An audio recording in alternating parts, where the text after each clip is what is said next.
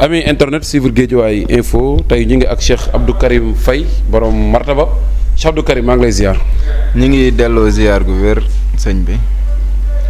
di la nuyu bu baax ci teewlu bi ñuy teewlu ci Guédiawaye info qui est la chaîne des voix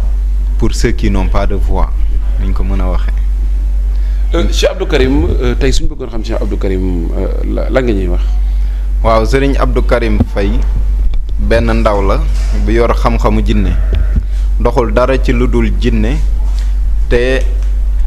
ñëpp xam nañ ne yàlla suñu boroom du defar benn monde te defu ci ay loi yoo xamante ni ñoom ñoo ciy dox comme ni nit amee ay luwaawam noonu la jinne yi amee seen loi noonu la malaayika yi aussi amee seen loi muy di jaamu yàlla suñu boroom te bañ koo moy nit ñi tamit am seeni loi comme ni ngeen koy gisee ñu bind ko ci alxuraan comme ku sàcc ñu dagg sa loxo ku def lii ñu def la lii ku rey ñu rey la noonu tamit la jinne yi amee seen loi te mu am ñetti loi yuy dox ci diggante jinne ak jinne diggante nit ak nit ak diggante nit ak jinne te defe naa ni ci diggante nit ak jinne bi tey ci la ñuy gën a wax incha allah. tey balaa ñoo ko am comme li nga wax nit ak jinne ñu waxtaan ci moom mais ñaata façon jinne moo am.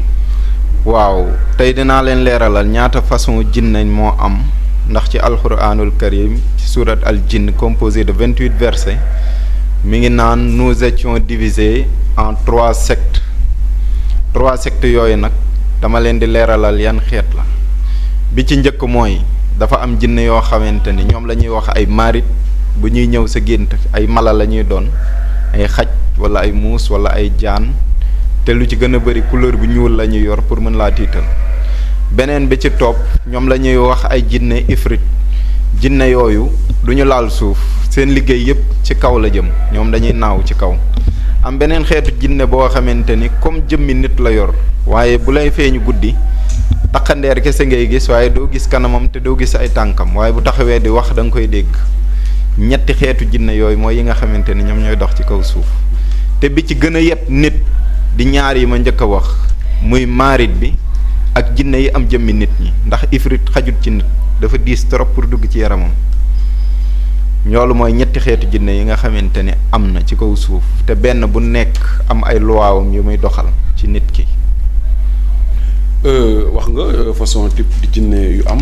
nga xam ne jinne yooyu tey wax nga seeni xeet mais nag nan la nga xamee jinne boo xam ne dugg na ci yaramu doomu aadama di pénétration ci biir jëmm ji. waaw gis nga jinne buy dugg ci yaramu doomu aadama ngelaw lay doon bu doonee ngelaw boobu noonu ñoom dañuy mën a jël façon jëmm yu ne waaye bu ñuy mën a dugg ci biir yaramu doomu aadama faaw ñu doon ngelaw ci biir ngelaw boobu noonu ñuy doon ci la ñuy toogee di contrôler ñaari mbir ci yaramu doomu aadama muy xel bi ak xol bi ci ñaari yooyu la ñuy gën a faral di toog parce que moom mooy fi nga xamante ni mën nañ fa toog pour yàqee fa nit ci xel mi pour mën a contrôler ay cëram mooy ñi nga gis ñuy daanu rab jinne mënul contrôler say cër di wax ci sa làmmiñ te nekkul ci sa biir xel moom la ñuy wax remontée du djinn dans la tête dans la tête beneen bi moom mooy day toog ci xol bi pour bëgg di la mettital di la mettre dans des conditions de stress di la décourager loo dans la vie pour que ngay am ay xol yu jeex pour que ngay xalaat ni diw daf maa bañ diw bëgguma fekk loolu yëpp du say xalaat moom moo koy def ci yow en plus dafay tàngal sa yaram ndaxte ñoom ñu ngi leen defaree ci safara comme ni ko alquranul karim indee wa xalaxal jaanna min maarijin min naar fa bi ayyi alaahi rabbikumaa tukazzibaan et nous avons certes créé les djinns à partir de la flamme d'un feu ardent looloo tax bu ñu nekkee sa yaram bi day tàng da ngay ànd ak chaleur foo toll. léegi ba nga waxee jinne yooyu ma bëgg nag ñu wax ci benn affaire bu am solo. comme ni nga ko waxee jinne ba tur ko alxuraan may dégg ñuy wax façon jinne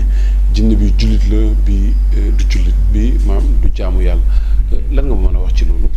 waaw gis nga jinne yi dafa am ñetti ci biir ñetti xeet yooyu ma la limal dañ cee am bu nekk benn rôle mais balaa ñuy am rôle ci ñetti xeet yooyu dafa divisé wu en 2 parties parce qu'il y a les djinns musulmans comme ni ko surat al jinn indee am les djinns mécréants mooy ñi nga xamante ni ñoom ñoo ànd ak iblis di ko liggéeyal chaque jour buñ noddee fajar ba bi ñuy noddu timis ci kaw loolu nag maanaam jinne yi dafa am nu ñuy doxe ci biir nit bu ñuy dox ci biir nit dañuy ñëw pour yàq àddunaam benn wala pour kale ko ci jaamu yàlla ñaar amuñu beneen objectif soit ñu yàq sa àdduna wala ñu kale la ci jaamu yàlla ndax iblis loolu la xuloo woon ak yàlla suñu boroom ci surat al baqara ba mu ko doon wax naan dinaa la baniir parce que nanguwoo sujootal aadam wa aytunna lil malaikati isjudu li aadam fa sajadu illa iblis aba wastakbara wa kaana minal kafirin comme ni ko suratul baqara indee iblis nag faaw ñu xam ni du nit te du malaaka iblis jinne la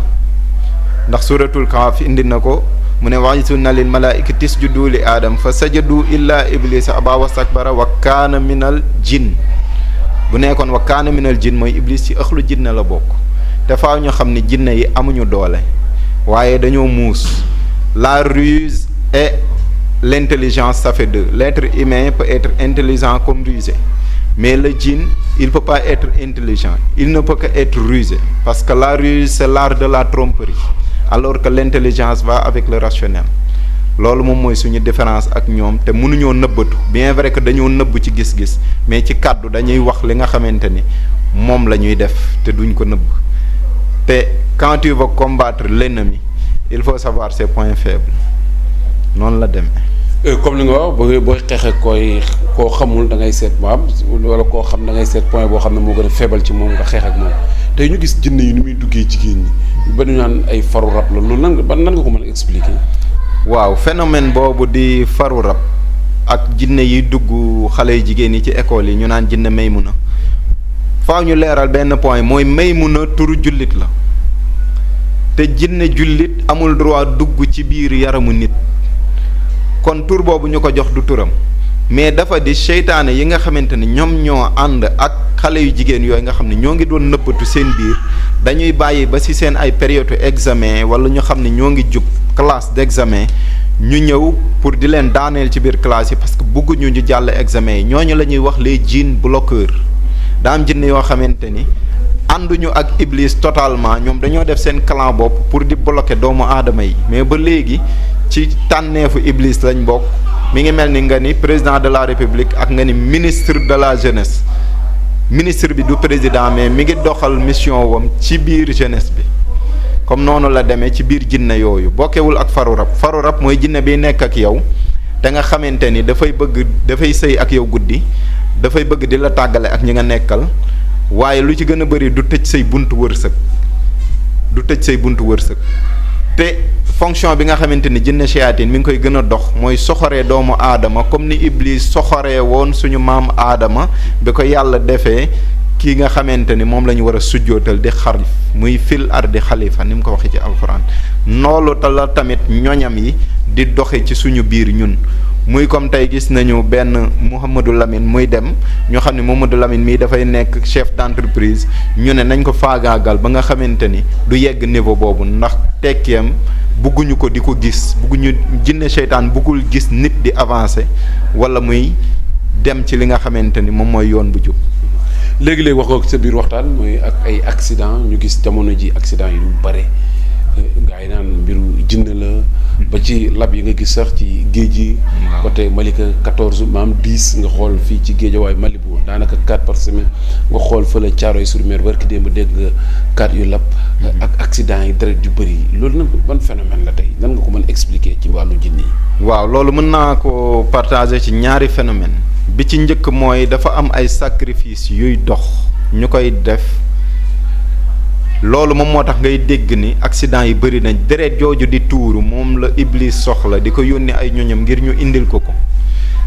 beneen bi moom moo di géej yi nga xamante ni ñoo ngi lekk nit ñi nañu moytu di dugg ci biir géej goo xamante ni dafa bëri ay vague parce que dinaa la wax tey loo xamante ni daanaka ñu bëri xam nañ ko xanaa ñu koy fàttali ndax iblis tronam mi ngi ci kaw géej gi mu teg dafa di la chaise elle est invisible toogam boobu mu toog ci kaw géej gi ay ñoñu jinneem shayatin yépp ñi koy liggéeyal fa la leen di woo ngir di leen jox mission yi ñu koy dox ci biir nit ñi mission boobu di commencer fajar tey jeex timis chaque jour ci loolu la iblis di dox moo tax ku dem ci géej ga wax dëgg fa yàlla yaa leen tooñ waaye ñoom jël si wuñ la fa nga nekk sa kër loolu tamit faaw ñu ci bàyyi xel ñuy téye xale yi ngir di leen mën a aar ci jinne seyaatin yooyu nga xamante ni ñoo ngi ci géej gi te kii di sëñ Abdou Karim Faye dafay faj ci juróom benn condition il faut que ngay matal condition yooyu. condition yooyu bëgg naa après dañ ci ñëw ci paj mi mais pour accident yi tamit dañ nga ma ko expliquer après dañ ñëw ci condition yi. waaw accident yooyu ngay gis ay sacrifice ñoo ci gën a bëri ndaxte da ngay xool tey jii bu nekkee ni ay événement jege si na ay événement politique ay événement yoo xamante ni dafay laaj deret te nit ñi mënuñu koo ñi ko seytaane laaj mënuñu koo def muy feeñ ci ay accident lañ koy relater ca lañ koy jaarale pour que mu nekk loo xamante ni tey jii dafay naturel alors que nekkul lu naturel deret boobu la ñu soxla mu tuuru pour que Iblis mën leen a defal ñoom li ñu soxla loolu moom mooy waral accident yu bëri yooyu ngay gis. ba gis nañ ko ci barki démb ci tournée économique suñu président bi accident yi di ciy bëri lool suñu waa mbokki leer yàlla na yàlla yërëm leen jógee fa waat ba muy demaat ba ci yoon bi beneen xale daanu ci yoonu Linguère bi daanu accident yooyu mu jaaxal nit ñi ñu wax ne moom dafa ay gaaf yi ñu wax ne ay féticham la loolu nan nga ko mën expliquer. waaw mën naa nekk fétiche mën na nekk ñoo xamante ne dañuy def fétiche parce que féticheurs yi ñu ci gën a bëri bu ñuy def ay sacrifice ñoom ci seen bopp dañuy fay jinne yi ñuy liggéeyal léegi nag jinne dalay fayeeku xar di la fayeeku ginaar di la fayeeku bëy di yegg ak yow nag ba yegg ak yow ci bakkanu nit ba yegg ak yow ci sa bakkan ci boppam pour que nga rey sa bopp nga jox tuural ko deret boobu ay niveau la c'est comme li ñuy wax la franc-maçonnerie à des niveaux yooyu noonu nag il faut que nga koy di atteindre objectif yi ba yegg si ci sëmam bi mooy œil de la vérité bi ñuy wax alors que benn vérité moo am muy xaq sabax naasiril xaq bil xaq muy yàlla suñu boroom léegi nag ñoom seytaane da leen di xëcc di leen noot ba moom seen bakkan ba di leen defloo mbir yoo xamante ni daanaka duñ ko bëgg a def waaye c'est forcé ñu def ko sinon dañuy am problème ak iblis wala ak seyaatiin yi te bëgguñu di am problème yooyu loolu moo tax ngay gis accident yu bëri yi tuur deret yu bëri yi diw jam na diw ndax seytaane moom moo dugg seen biir jaxase leen ak mbir yu bëri yooyu gis deret di ci tuuru. ñu seetlu benn mbir yow lu la yàlla may ci xam-xamu jinne te gis nañ ne plus souvent doo liggéey ak façon nit yu bëri doo liggéey li tax loolu li tax nga taamu loolu. waaw li tax ba dama koy leeralaat man sëñ Abdou Karim Faye du ma liggéeyal politicien du ma liggéeyal mbër buy bëre du ma liggéeyal musicien du ma liggéeyal footballeur parce que ñeenti pàcc yooyu yëpp ma la wax Iblis moom moo fa teg tànk te du ko teggi ilaa yawmi diin ndax dinaa la ci joxe exemple bu terrain football baaxoon di nga gis ñu tabax ko ci wetu jumaa Touba wala ci wetu jumaa Tidiane wala Léona Niassène wala Baye Niass dafa baaxut daa doon loo xam ne dafa araam moo tax ba du dugg ci lieu yooyu lieu yàlla yi te lu yàlla moom kenn du ko tilimal te kenn mënu koo tilimal aussi kooku moom mooy ci wàllu football gi du ma liggéeyal politicien parce que lu ci gën a bëri duñu wax dëgg askan wi buñ jugee seen intérêt bopp moo leen tax a jug buñ paree pare nañ kooku kon waroo ko jàppale ndax boo ko jàppalee tamit bu paree tourné waat sa kaw day dalaat sa kaw te su boobaa ci yow lay metti du ma liggéeyal musicien ndax woowuñu nit ñi ci yàlla woowuñu nit ñi ci yàlla da ngay gis koy tëgg tey jii benn xawaare wala benn soirée commencé ko 23h wala 0h ba 5h du matin wala nga gis ñoo xamante ni tey jii ay làmb la ñuy def du ma liggéey ak ñoom parce que bu ñu commencé làmb ji xale yi duñu julli tisbaar duñ julli tàkkusaan duñ julli timis te duñ julli geewe te buñ paree noonu la ñuy tëddee ndax coono muy juróomi julli wala ñeenti julli yoo xamante ni màbbal nañ ko te islaam dafa am lu mu wax ci ay charte nga tëbal benn julli te tay ko te charte yooyu ñëpp xam nañ ko bugguma sax di ci jaar ndax dafa diis torop ci waxin waaye boroom xam-xam yëpp leeral nañ ko. lu ma jaaxal tey sa moromu sëriñ si. comme li nga wax ne doo liggéeyal ñooñu tey ñooñu ñoo fi nekk ñoom la ñuy wax borom bësi. ku liggéey ak ñoom doo am xaalis kon yow fond boobu fan lay jógee kon ñan ngay liggéeyal. man ñan laay liggéeyal képp ku bëgg dem ci yàlla nga ñëw ñu ànd dem man ñooñu laay liggéeyal képp ku bëgg a def lu baax nga ñëw ñu ànd ñu def lu baax man ñooñu laay liggéeyal képp ku jinne seytaane sonal nga ñëw ñu teggi ko ci teggin bu set wecc incha allahu te dara génnul yàlla suñu boroom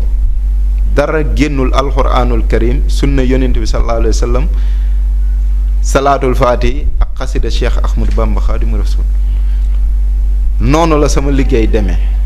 lu dul loolu sëñ Abdou Karim Faye kuy ñëw naan ko tàggaleel ma diw ak diw wala liggéeyal ma diw yaa ngi perdre sa temps waaye bërëb bu muy liggéey sax doo fa dugg.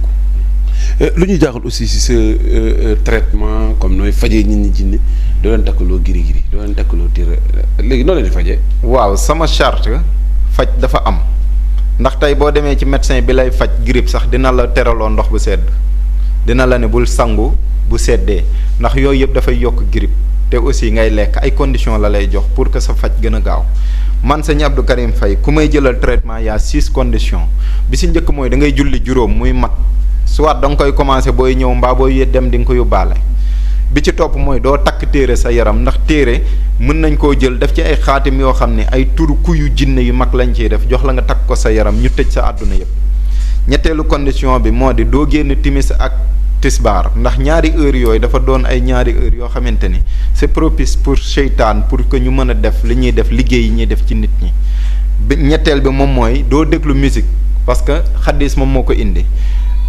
yonent bi sallallahu alayhi wa sallam nee na ci xaddis boo dee déglu musique seytaan da lay jege di ko dégloondoo ak yow maanaam booy déglu leneen lu dul alquranul karim wala leneen lu jëmul ci yàlla seytaan noonu la lay jegee di ko dégloondoo ak yow kon boo bëggee faju ci dara nga bëgg mu sori la ngay def lu koy jegeloo faj ba du avancer mukk beneen bi ci topp mooy da ngay maandu lu sa yoon nekkul doo ci dugg ay mbiru jëw ak loolu yëpp sa yoon bu mu ci nekk yooyu moom mooy condition yi nga xamante ne sëñ Abdou Karim Faye tëral na ko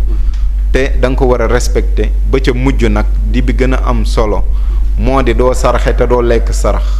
su ma nee doo sarxe te doo lekk sarax mooy lépp lu jëm ci wàllu soow ay suukar ay sacrifice yu ñu lay defloo ay saraxeel ginaar saraxeel biscuit saraxeel mburu yooyu yëpp dafay arrêté parce que daa am baatin bu nekk ci ginnaaw te jinne seytaane yi di ko tiire di ko jëfandikoo pour avoir beaucoup plus de force. mais man si Abdou Karim man de mooy bëgg a jaaxal. vraiment man jaaxal nga ma yow doo saraxe soow. doo saraxe ginaar doo saraxe xar te ko yow fii sëriñ si yooyu rek la ñuy wax saraxel ma suukar wala soow wala mais lan moo xew. parce que ña koy wax dañoo xamul jinne xamuñu doxalinu jinne seytaan yàlla suñu borom ci alxuraan nee na méfiez-vous de Iblis et de ses suppôts parce qu'ils sont rusés donc quand tu combats l'ennemi qui est rusé il faut être intelligent et quand tu es intelligent il faut savoir comment marche l'ennemi pour que nga mën ko contrer sarax yooyu noonu ngay gis ñu koy def li ci gën a bëri après dañuy am ay blocage dañuy am ay jafe-jafe parce que dañuy dundal seytaan bi nga xam ne moom moo ànd ak ñoom. Si tu vois pourquoi les Européens ils sont développés pourquoi les Américains ils sont développés xamuñu loolu donc les djinns seytaan n'ont pas de pression sur eux parce que xamuñu jëfin yooyu ay takk téere alors que le Sénégal c'est un pays boo xamante ni dañ ne aada la ak cosaan te aada boobu noonu ngay dégg maam yee ko yoroon alors que maam yi dañ doon jaamu ay xërëm yooyu c'est juste des djinns seytaan que l'on prenait pour des dieux dañ leen doon jàppe ay yàlla loolu moo tax ba loolu day répercuté wu ci seeni doom ci seeni sët ci seeni sësaat ci sët ba yegg si tey suñu jamono jii nii moo tax xàmb yi fu ma ko fekk dindi ko. ma cëy yàlla man dañu wax dëgg yàlla man yëm nga ma sama paj léegi yow kon ci looy fajee ci alxuraan ngay fajee wala ci la. li may fajee génnul baqara ba naas turu yàlla yi salaatul faatihi ak salaatu ala nabi bu fekkee sëñ Abdou Karim Faye dina faje leneen lu raw ñeent yooyu mu la wax li mu wut ci àddunaam yàlla bu mu ko am. tey gis nañ seen métier bi am na lu bari ñu ci rax lan ngay wax ci loolu. waaw lu bari ñu ci rax ak ñu bari ñu ci rax. waaw su ma nee ak ñu bari ñu ci rax mooy ñi ngay dégg ñu naan tey jii dañuy xar géej gi xaw ma jouru tam xarit xaw ma lendemain tam. bëggoon naa ci ñoom am na koo wax ne moom jouru tam xarit dana xar géej gi. waaw kooku noonu waaw ñu ngi koy xaar. bu fekkee am na garaatu yónnent yàlla Muusa wala liggéey na ko ci kaw suuf dinañ ci xam dara dinañ dem nag teewlu ji ko yóbbaale suñuy caméra yu mot bis boobu nag xam naa ni fay bisuk fay la rek xam nga bu nekkee ni yàlla suñu borom daa tudd ci yow ak fay da ngay fay rek teg ci sëriñ yi nañuy bàyyi di ñàkkal seen bopp fayda toog di wax ci mbir yoo xamante ni ay àjjana ak safara diw àjjana la jëm diw safara la jëm yooyu yàlla suñu borom moom moo ko yoreel boppam. ñi may waxal ni ngi may dégg waxkat yaa ngi may dégg aussi nañu bàyyi di dem ci ñi nga xamante ne dañuy faj di waxloo jinne bi muy toog di wax bi jinne bi di wax ci nit kiy daanu muy xale bu jigéen bi amul benn importance ci faj bi, au contraire da lay tardeloo parce que jinne bi il veut prendre ton temps pour te da lay bëgg a neexal wala mu am fu mu la jaare ci ay wax pour mën laa nax te jinne bu la nee tuub naa bul ko gëm. loolu man maa la ko wax tey, jinne bu dugg ci nit ne la tuub naa Mouhamed laa tudd bul ko gëm, na jëf-jëfi Mouhamed ba pare te génne yaram boobu mu nekk, ndax jinne julli du dugg ci biir yaram nga soog ko gëm. kon tey ban message boo amoon boo doon lancé mooy nit ñi nañ xoolaat seen bopp yi nga xam ne rax nañ ci métier bi di ci def lu nekkul su dul noonu. waaw message bi nga xamante ni maa ngi koy lancé bëri na bëriwul, bi ci njëkk mooy ku fi bàyyi yàlla dem wuti ji leneen loolu la fa dal yaa ko teg sa bopp. beneen bi ci topp mooy nañu bàyyi ci caaxaan yi ñuy dugg ak ci caaxaan yi ñuy teg tànk, muy wàllu dem ci ay concert musique yoo xamante ni doo fa jële yàlla doo fa jële yeneen, au contraire ay tardement la lay indil. te nañu xam ne alxuraanul karim fa mu nekkoon ba léegi changé wut, bu gën te yokk wàññeekuwut, te kàdduk yàlla la te li mu wax ci biir alxuraan lépp la koy def. te nee na ñi nga xamante ne dañuy lekk riba allaaxira bu ñuy dekk dañuy dekk comme ku pic de seytaan jàpp seytaani minal mas ci surat al baqara. kon nañu xoolaat ñiy jaay nañuy jaay lu mot, nañuy jaay lu baax, nañuy jubal, sinon kenn ku nekk buy dëngal rek jinne yi dinañu gën a dugg ci biir Sénégal, dinañu gën a moom nit ñi te dinañu gën a yàq Sénégal te ñi ngi ci tànk yi di gën a yàq ndax solin gi mi ngi changé, surtout ci xale yu jigéen ñi lu leen neex la ñuy sol léegi, nu mu gën a bonee lañ koy mën a defe te nuñ koy gën a defe di ci gën a nekk à l'aise te xamuñ ne seytaan mi ngi leen di xëcc ci yoon woo xamante ni lëndëm na te ab pant la da ngay wàcc di dem rek. ku wax Cheikh Abdou Karim Faye mu yóbbu la Cheikh Abdou Karim Mbacke borom Makaarimul Axlaaq lan moo xew seen relation. waaw sëñ Abdou Karim Mbacke borom Makaarimul Axlaaq sama yaakaar tey fii ñu nekk ak ëllëg fa la ñu jëm. kooku bi ma martaba bi dabee jinne yi ñëw ci man ne ma demal ci sëñ Abdou Karim Mbacke ngir mu ñaanal la, bu la ñaanalee di nga jot li nga war a jot. tànqam lu naa ko nag ba 2012 ba 2018 ma soog a dem. ba ma demee Ndindi gis naa ko mu ñaanal ma jouru mardi laa ko gis, mercredi jeudi ci guddi ci la jinne yi ñëw sama néeg ne ma ñoo ngi sant sëñ bi mu ñu booleek yow. toog nañ man ak moom ma waxee ko noonu lu ma ca tegal est-ce que kon bu nekkoon ni du dëgg tey ji wala li may wax ay safaan la daf may arrêté ca saa si ndax nitu dëgg la. kon moom xam na lam ma jox te aussi ñi ma jëlal traitement gis nañ li ma leen jox, ndax au moins am na ci ñoo xamante ni mënuñu woon tey falaxe ak naas, yàlla suñu boroom jaarale na ko ci man ba tey ñu koy tari. kon man bu ma fajoon benn nit teg ko ci yoon sax bu ko yàlla suñu boroom tegee ci yoon googu man wàcc na, ndax au moins àllaaxira dina toog ak man ma ne ko teg naa benn nit ci yoon. kon loolu rek defe naa ni bénéfice bu baree la. di ñaanal sëñ Abdou Karim Mbacke yal na fi yàgg lool te wér, ak képp koo xamante ne jege na ko ci bëgg néegam yeeg ñëpp ku ci mel ni sëñ Sóoroog ñëpp ñoo ngi leen di sant di leen gërëm suñu mbokk yooyu. Cheikh Abdou Karim fan mooy localité am fii ci bu ñu ko bëggee xam ci Ndakaaru. waaw Serigne Abdou Karim Faye mi ngi Géejawaay marché Njaareem ci wetu stade Njaareem bi dend aussi ak banque SGBS bu Njaareem bi. numéro téléphone bi nga ko mën a jotee moo di 77 853 06 72 wala 77 736 59 46 wala 77 694 13 31. kàddu bu jëlan ngay tëjee. waaw xanaa di wax nit ñi rek na leen nañu xool ci ñi ñuy dem te fajum seytaan dara yoru ko lu dul dooleek yàlla suñu borom. ci leneen loo ko rax lu dut yàlla suñu borom bàyyi la ak loola pour xool ndax dina la ci génne te doo ci mës a am satisfaction. nañu gëmaat alxuraan topp sunna topp diine tey jaamu yàlla te lu ñu mën dimbali ci nit ku baax ñu dimbali ko te lu ñu mën a wax ci dëgg ñu wax ko. asalaamaaleykum wa rahmatullahi taala wa barakaatu jërë ngeen jëf.